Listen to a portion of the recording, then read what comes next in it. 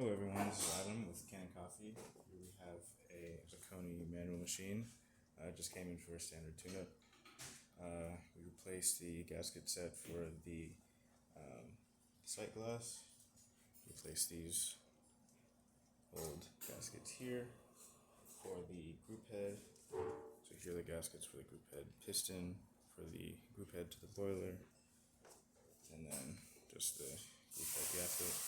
Then we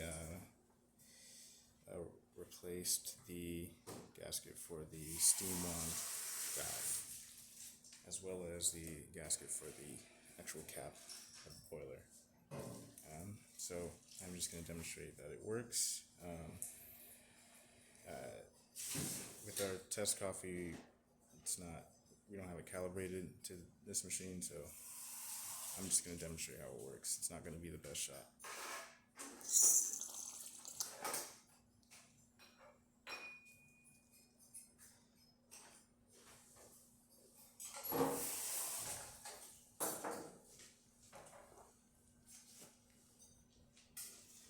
And then show that steam.